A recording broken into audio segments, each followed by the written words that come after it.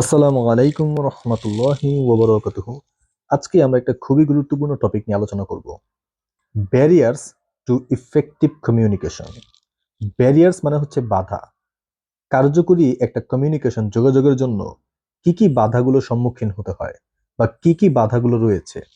প্রথমে কিছু বেসিক কথাবার্তা আমরা সবসময় লিখব, কিছু সূচনা বাক্য। এক্ষেত্রে আমরা যে বাক্যগুলো লিখতে পারি যে ডিফারেন্ট ম্যান, ডিফারেন্ট মাইন্ডস। ভাই, মানুষ ভিন্ন, তাদের চিন্তাও ভিন্ন, আমরা সবাই জানি। It is more than true in case of communication. যোগাযোগের ক্ষেত্রে এই ব্যাপারটা একটা অনেক বড় সত্য। বিভিন্ন ধরনের মানুষের বিভিন্ন ধরনের চিন্তা ভাবনা। এরপরে আপনারা লিখতে পারেন without any physical barriers, simply due to psychological difference, a message can be misunderstood by the receiver. এটার বাংলা ব্যাখ্যার দরকার নেই, আশা করি আপনারা সহজেই বুঝবেন। একদম সহজ একটা বাক্য। এরপর আপনারা চলে যাবেন যেই অংশটাতে যে কি কি বাধার সম্মুখীন হতে হয়। 4টি বাধার সম্মুখীন হতে হয়। 1 নম্বর হচ্ছে পার্সোনাল ব্যারিয়ার্স, 2 নম্বর ফিজিক্যাল ব্যারিয়ার্স, 3 নম্বর সিমেন্টিক ব্যারিয়ার্স। এই সিমেন্টিক শব্দটার জায়গায় আপনারা ব্যবহার করতে পারেন ল্যাঙ্গুয়েজ ব্যারিয়ার। সিমেন্টিকের একটা সমার্থক শব্দ হচ্ছে ল্যাঙ্গুয়েজ, ভাষাগত যেই বাধাটা। 4 নম্বর অর্গানাইজেশনাল ব্যারিয়ার্স। এখন এই 4টা বাধারও আবার কিছু ব্যাখ্যা রয়েছে। প্রথমে আমরা যাব হচ্ছে পার্সোনাল ব্যারিয়ার্স এর মধ্যে। পার্সোনাল ব্যারিয়ার্স এর মধ্যে আমরা প্রথম যে পয়েন্টটা দিব সেটা হচ্ছে ইমোশন। ইমোশন আসলে একটা মারাত্মক ব্যাপার, আবেগ, অতিরিক্ত আবেগ। যেমনটা আমার স্যার আমাকে বলে আর কি, আমি নাকি খুব বেশি আবেগী। তো এখন স্যার যেহেতু বলে, আমি এটাকে ইগনোর করতে পারি না। সে আমাকে ভালো মতো চিনে যে আমার অনেক বেশি আবেগ, তো আমি তার কথা মেনে নিয়েছি। এখন আবেগের কারণে অনেক সমস্যা হয়। আবেগের কারণে কি হয়, আমরা একজন একটা কথা একভাবে বলছে, কিন্তু আমরা এটাকে ভিন্নভাবে নিচ্ছি। সবচেয়ে বড় সমস্যাটা কিন্তু এইখানেই। সে বলতে চেয়েছে একভাবে, কিন্তু আমরা বুঝেছি আরেকভাবে। এই ইমোশন যেই পয়েন্ট, এটাকে ব্যাখ্যা দিতে গিয়ে আপনারা যে কথাগুলো লিখতে পারেন যে it can effect the development of an idea, method of transmission and decoding process. 3টা জিনিসকে এফেক্ট করতে পারে। একটি আইডিয়া ডেভেলপমেন্টকে এফেক্ট করতে পারে, মেথড অফ ট্রান্সমিশনকে এফেক্ট করতে পারে, ডিকোডিং একটা প্রসেসকে যে ডিকোড করবে, মেসেজটাকে যে সে বোঝার চেষ্টা করবে, এটাকেও এফেক্ট করতে পারে। এরপর আরেকটা কথা লিখতে পারেন যে emotional bias restrict people to understand the Real meaning.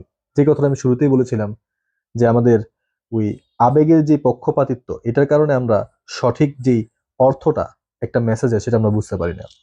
এরপর 2 নম্বর পয়েন্ট আপনারা লিখতে পারেন যে লিসেনিং। এই লিসেনিং এর ব্যাখ্যায় আপনারা যে কথাটা লিখতে পারেন যে another personal barrier is problem in listening skill. আমাদের শোনার যে দক্ষতাটা, এটার কারণে কিন্তু আমরা অনেক কিছু মিসআন্ডারস্টুড করি। সে বলেছে ঠিক আছে, কিন্তু আমি শুনতে গিয়ে ভুল করেছি, যে কারণে এই কমিউনিকেশনটা ইফেক্টিভ হয় না। তারপর লিখতে পারেন that is only due to listening problem message can be misunderstood. এরপরে আরো একটা পয়েন্ট আপনারা দিতে পারেন সাইকোলজিক্যাল ডিস্টেন্স। আমাদের চিন্তাগত একটা পার্থক্য থাকতে পারে। আমার চিন্তা একদিকে যাচ্ছে, তার চিন্তা আরেক দিকে যাচ্ছে, তাহলে স্বাভাবিকভাবেই কিন্তু আমাদের যে কমিউনিকেশনটা ওটা ইফেক্টিভ হবে না। এটার ব্যাখ্যাটা আমি বললাম না, আপনারা স্ক্রিনে দেখতে পাচ্ছেন, এগুলো আপনারা মুখস্থ করে নেবেন আর নিচে থেকে কিছু কথা তো অলওয়েজই লিখবেন। এরপরে 2 নম্বর যে বাধাটা সেটা হচ্ছে ফিজিক্যাল ব্যারিয়ার। 1 নম্বর যে পয়েন্টটা দিবেন সেটা হচ্ছে নয়েজ। অবভিয়াসলি ভাই, মানে এত ক্যাচমেস চলতে থাকে, এর মধ্যে কথা বললে বুঝবো কিভাবে, তাই না? তো দ্যাটস আমি যখন এই ক্লাসগুলো রেকর্ড করি রাত্রে 2টা বা 3টার দিকে, যখন এই নয়েজটা কম থাকে, ইভেন আমার বাসার মধ্যে কোনো হট্টগোল থাকে না, তখন কোনো কাজ টাজ কিছুই নেই, রাতে সব ঘুমাচ্ছে, আমি ওই সময় রেকর্ডগুলো করি। তো এই কারণে নয়েজটা আপনারা কম পান। তো এখানে যে কথাটা বলার ছিল যে যে নয়েজ, এই নয়েজের কারণে কমিউনিকেশনটা ইফেক্টিভ হয় না। এটা একটা বাধা, নয়েজটা। আমি ব্যাখ্যা গেলাম না, ব্যাখ্যাটা আপনারা দেখতে পাচ্ছেন, খুবই সহজ কিছু কথাবার্তা। আর 2 নম্বরটা হচ্ছে জিওগ্রাফিক্যাল ডিস্টেন্স। হ্যাঁ ভাই, আপনি এক জায়গায়, সে আরেক জায়গায়, এই কারণে কমিউনিকেশনটা ইফেক্টিভ হয় না। যেমনটা বলে আর কি, লং ডিস্টেন্স রিলেশনশিপ, এটার একটা সমস্যা থাকে যে দুজনের সাথে এরকম বোঝাপড়া হয় না, যে কারণে অনেক সমস্যা দেখা দেয়। আমি বলছি না যে আপনারা বিবাহ বহির্ভূত কোনো সম্পর্ক করবেন। অবভিয়াসলি হাজব্যান্ড ওয়াইফ যদি একজন দেশে আরেকজন বিদেশে এমন থাকে, তখন একটা সমস্যা হয়। আমি ব্যাখ্যায় গেলাম না, ব্যাখ্যাগুলো আপনাদের সামনে আছে ইংরেজিতে, আপনারা এগুলো দেখবেন। সহজ কিছু কথাবার্তা তো, এ কারণে আমি বিস্তারিত বলছি না। যদি মানে কঠিন কোনো শব্দ থাকতো আমি ডেসক্রাইব এলাবোরেট করে দিতাম।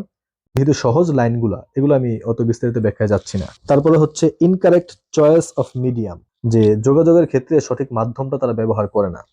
Choice of medium depends on the nature of message. The message can be distorted due to incorrect choice of medium. এই যে ডিস্টর্টেড, এই শব্দটা মানে হচ্ছে বিকৃত হয়ে যায়, মানে বলি না ওর মস্তিষ্ক বিকৃত হয়ে গেছে, এই বিকৃত আর কি। আবার আপনারা মনে করেন না যে বিক্রি হয়ে গেছে। আচ্ছা, এরপরে আমরা 3 নম্বর যে বাধাটার কথা বলেছিলাম, যে সিমেন্টিক ব্যারিয়ার্স বা ল্যাঙ্গুয়েজ ব্যারিয়ার্স। এক্ষেত্রে যে পয়েন্টটা আপনারা ব্যবহার করতে পারেন, দ্য ইউজ অফ রং ওয়ার্ডস, ভুল শব্দ ব্যবহার করে। Depending on the education and knowledge level of the receiver, proper words should be used. যেই রিসিভার, তার নলেজ, তার এডুকেশন, এটার উপর ভিত্তি করে আমাদেরকে শব্দগুলো ব্যবহার করা উচিত। আমরা খুব ভারী কিছু শব্দ ব্যবহার করলাম, কঠিন কিছু শব্দ ব্যবহার করলাম, কিন্তু রিসিভার বা লিসেনার, তার কাছে ভাই এই শব্দগুলো কোনো আইডিয়াই নাই, তো অবভিয়াসলি আমার কমিউনিকেশনটা ইফেক্টিভ হবে না, তাই না? এরপর আরো কিছু কথাবার্তা আপনারা এখান থেকে দেখবেন এবং লিখবেন। এরপরে 2 নম্বর যেই টপিক বা পয়েন্ট, সেটা হচ্ছে ইউজ অফ কলোকুয়াল ল্যাঙ্গুয়েজ। এই যে কলোকুয়াল, এটার বাংলা হচ্ছে আঞ্চলিক।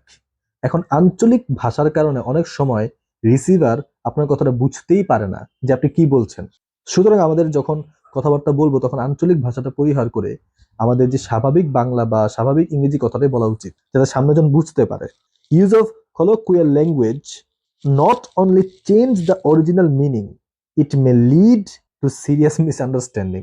দেখেন, এক তো বুঝবে না আপনি কি বলছেন, আবার অনেক ক্ষেত্রে আপনি যে শব্দটা ব্যবহার করছেন ওইটা অন্য এলাকায় গিয়া অন্যভাবে ব্যবহার হয়, তো এই ক্ষেত্রে আরেক সমস্যা দেখা দিতে পারে। তারপরে আপনারা 3 নম্বর যে পয়েন্টটা লিখতে পারেন, সেটা হচ্ছে সিম্বলস, প্রতীক। এটার ব্যাখ্যাটাও আপনারা আগের মতোই দিতে পারেন, যে এক জায়গার সিম্বল আরেক জায়গায় গেলে ডিফারেন্ট হয়ে যেতে পারে। সো এই ক্ষেত্রেও আমাদের এক ধরনের বাধা তৈরি হতে পারে, যে people of different geographical region or from different culture use different kinds of symbols. In real world it is also observed that same symbol has different meanings in different countries. আমাদের এক সিম্বলই আরেক দেশে গিয়ে আরেক রকম শোনায়, সুতরাং এই ক্ষেত্রে আমাদেরকে সতর্ক থাকতে হবে, এটাও একটা বাধার কারণ হয়ে থাকে। এরপরে আমাদের যে 4 নম্বর বাধা, সেটা হচ্ছে অর্গানাইজেশনাল ব্যারিয়ার্স। এক্ষেত্রে আপনারা যেই প্রথম পয়েন্টটা দিতে পারেন, যে ইনফরমেশন ওভারলোড। যদি অতিরিক্ত তথ্য হয়ে যায়, তখন আবার একটা সমস্যা। প্রত্যেকের একটা লিমিটেশন আছে, ইন্ডিভিজুয়ালস প্রত্যেকেরই ক্যাপাসিটি আছে একটা লিমিটেশনের। Individuals capacity is limited. Thus, when too much messages need to be answered in the same time, then it creates overload and communication failure. মাঝে মাঝে আপনাদের প্রায় শত শত মানুষ আমাকে মেসেজ করে, তো যখন আমি সময় লাগে মেসেজগুলো রিপ্লাই দিতে, যখন রিপ্লাই না দেই, ওই যে একের পর এক ওই মানুষগুলো আবার মেসেজ করতে থাকে, ভাই আপনি রিপ্লাই দিচ্ছেন না কি ভাই। কিন্তু আমি কিন্তু একের পর এক রিপ্লাই দিচ্ছি, কিন্তু অনেক বেশি মেসেজ একসাথে জমার কারণে আমার জন্য সময় লেগে যায়। এটা প্রতিদিনই ঘটে থাকে। আপনারা যখন কোনো মেসেজেস দিবেন আমাকে, তখন অপেক্ষা করবেন, আমি যখনই ফ্রি হব ইনশাল্লাহ রিপ্লাইটা করব। এরপর 2 নম্বর যে পয়েন্ট আপনারা দিতে পারেন, সেটা হচ্ছে lack of trust. Lack of মানে কমতি, ট্রাস্ট বিশ্বস্ততার কমতি। এটা নিয়ে কিছু বললাম না ভাই, আপনি এটা পারবেন। এরপরে 3 নম্বর যে টপিক, সেটা হচ্ছে আনএথিক্যাল কমিউনিকেশন, অনৈতিক যোগাযোগ। এটা নিয়েও কিছু বলার দরকার নেই, আপনারা জানেন এই ব্যাপারে, আমি আর বিস্তারিত বললাম না। এটা একটা খুবই গুরুত্বপূর্ণ একটি প্রশ্ন, যেখান থেকে আমরা বিভিন্ন সমস্যাগুলো জানতে পারি। যদিও বাধা, কিন্তু যখন আসবে যে কমিউনিকেশনের সমস্যাগুলো কি কি, আপনারা কিন্তু এই পয়েন্টগুলো সমস্যার মধ্যেও দিতে পারেন। যত সমস্যা রিলেটেড প্রশ্ন আছে, ওইখানে আপনারা এই পয়েন্টগুলো আপনারা আনতে পারেন। তো একটি প্রশ্ন দিয়ে আপনাদের অনেকগুলো সমাধান হয়ে যাবে। তো আজকে এখানেই বিদায়, ইনশাআল্লাহ আগামীতে আরো বিভিন্ন টপিক নিয়ে আলোচনা করব। Till then, take care. আসসালামু আলাইকুম ওয়া রাহমাতুল্লাহি ওয়া বারাকাতুহু।